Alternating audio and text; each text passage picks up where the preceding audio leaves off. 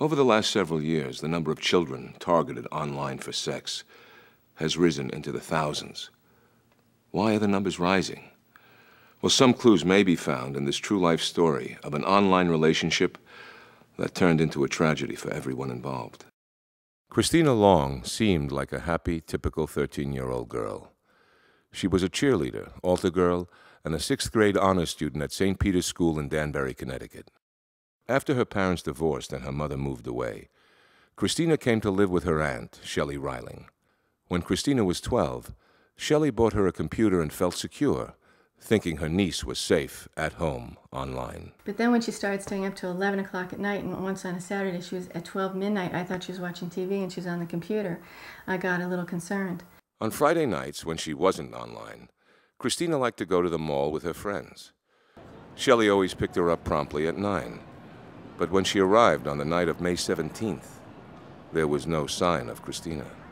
Waited, and like in the first 10 minutes when she didn't show up, I was a little mad at her, because this was irresponsible. But then after 15 minutes went by, I started getting worried, and then after 30 minutes went by, I started getting very nervous, and by 9:45, my anxiety was sky high. Shelley called the Danbury police, who initially suspected Christina was a runaway. The detective turned to her computer for clues about where she might have gone. At 6 a.m. the next morning, AOL finally gave him Christina's password. What he found surprised Shelley. There was a message, and Dos Reyes was saying to her, "I'm sorry that I didn't wear a condom." And I was totally shocked to read that. Christina's email revealed she had been seeing 24-year-old Saul Dos Reis, who lived with his wife in Greenwich, Connecticut. More importantly, she had plans to see him on May 17th, the night she disappeared. Danbury police arrested Dos Reis, and after intense questioning, he led them to a nearby neighborhood. There, lying face up in a stream, was Christina's body. She had been strangled. I met her talking, she popped in one day, we started talking. Dos Reis claims Christina instant messaged him first based on a mutual interest in fast cars, mentioned in his AOL profile. His screen name was Hot ES300, the model of a Lexus automobile.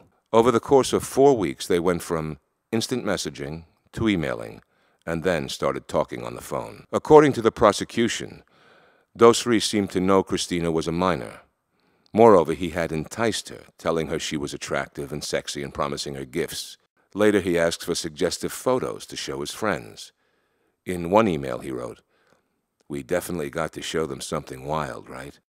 A common approach, according to Detective Jim McLaughlin, who has studied predators for over 15 years. Offenders can listen to children. They respond to what they're saying. That feeds into that child's ego, and they can select kids as a result of those markers. They're looking for children with more technical knowledge than their parents, and especially for kids that don't seem to be listened to, don't have anyone in their lives that are willing to show them attention.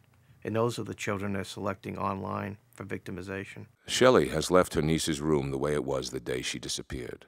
She had warned Christina about internet predators and meeting people online. Christina assured her she was streetwise, yet before her aunt made her change it, her screen name was Long Too Hot for You. I believe she was exploring her sexuality in a dangerous way, but she didn't know that.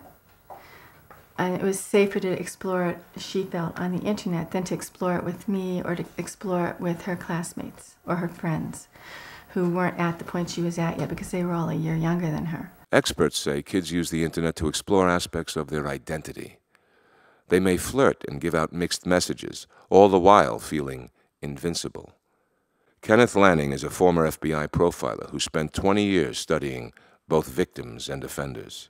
Every kid is unique, and in some ways maybe she did things more than another kid, but the fact that children have needs and wants and desires, and they're trying to explore things, and they're going to take risks and take chances, all that kind of stuff is very typical of teenagers. They can have these secret lives that other people aren't privy to. Not just their parents, but even their friends and peers are unaware of what they're doing.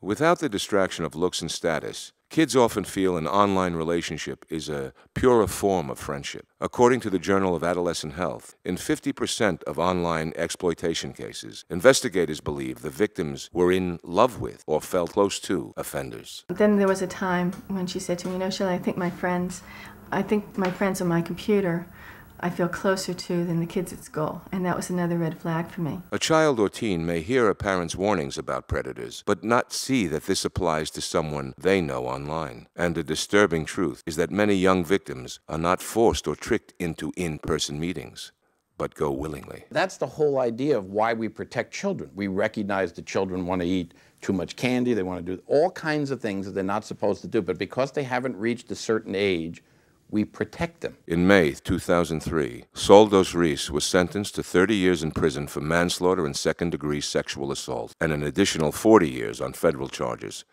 to be served concurrently. Like many predators, Dos Reis doesn't seem to be able to stop at just one victim. Yes, I had a lot of friends online. Did you ever meet any of them in person? Yes. Even from behind bars last year, Dos Reis posted a webpage encouraging young women to write to him. Since then, this page has been removed. After working with offenders like Dos Reis, as well as with victims, Detective McLaughlin was able to create child characters online that are attractive to predators. Since 1997, Detective McLaughlin's agency has arrested over 400 offenders from 48 different states and 15 countries. But is the Internet creating predators? And if so, are they outpacing law enforcement's ability to catch them? Well, it's somewhat counterintuitive, but the Internet has actually allowed law enforcement to arrest offenders that would go otherwise undetected. That the same technology that they're using to contact children, to have more access to victims, to distribute child pornography, also enables law enforcement to identify more people that are involved in this illegal behavior. Most parents agree that the Internet is an amazing resource that enriches our children's lives. So the solution to keeping our kids safe should not involve getting rid of our modems or DSL connections. Parenting is never going to be replaced by software. Good parenting is something that takes place every single day through communication and interaction with their own children to avoid the pitfalls of their being victimized over the Internet. One of the safeguards we can take is to just be aware. For example, it pays to know the warning signs that your child may be developing an unhealthy online relationship. For instance, a child that's no longer communicating with their parent about what they're doing online, a child that minimizes the screen of their computer when they walk by, a child that's getting unexplained telephone calls or mail, a child that has unexplained absences from the home where they may potentially be meeting an offender. These are all signs that parents have to watch out for when their child spends a great deal of time on the Internet. It is also critical to keep the lines of communication open. Kids need to feel safe communicating their online experiences to their parents. And many children aren't honest about what's going on the Internet because they fear that the parent's going to take away certain freedoms. So the child has to be empowered to know that when they make these reports, that it's an appropriate action on their part that isn't going to result in their freedom being curtailed to use the Internet.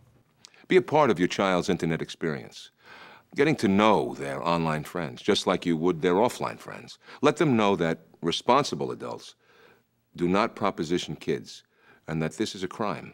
So they need to know not only where their child is when they leave their home, they also need to know where their child is when they go on the Internet.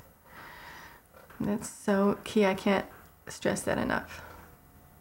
Work with your kids to establish rules of the road so they have guidelines and boundaries, just like they do in their offline world. The same set of guidelines for adolescents isn't going to work for younger children and vice versa. So you have to be age appropriate. Encourage your children to share new online tips and websites with you, and keep educating yourself about technology and the Internet. So I should have educated myself about what was on the Internet before I let her be on it. And that's something that I will chastise myself about for the rest of my life. As you learn to keep your own children safer online, help get the word out to other parents.